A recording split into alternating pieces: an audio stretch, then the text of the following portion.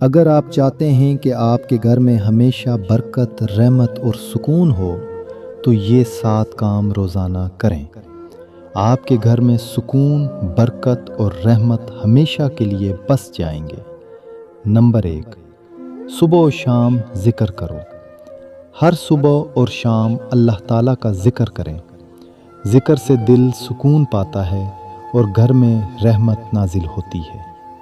Number 2، والدین کی خدمت کرو۔ والدین کی محبت اور خدمت سے گھر میں برکت اور خوشیاں بڑھتی ہیں۔ نمبر 3، قرآن کی تلاوت کرو۔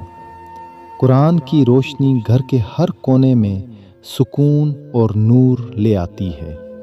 نمبر 4، نماز وقت پر ادا کرو۔ نماز باقاعدگی سے پڑھنے سے گھر میں امن اور برکت قائم رہتی ہے۔ نمبر 5، صدقہ دو۔ اپنے مال سے تھوڑا سا روزانہ صدقہ دینے سے ہر مشکل آسان ہوتی ہے اور رحمت بڑھتی ہے۔ نمبر 6، کاروبار میں نرمی اختیار کرو۔ کاروبار یا بات چیت میں نرمی اور حسن سلوک محبت اور اعتماد کو فروغ دیتا ہے۔ نمبر 7، اللہ کا شکر ادا کرو۔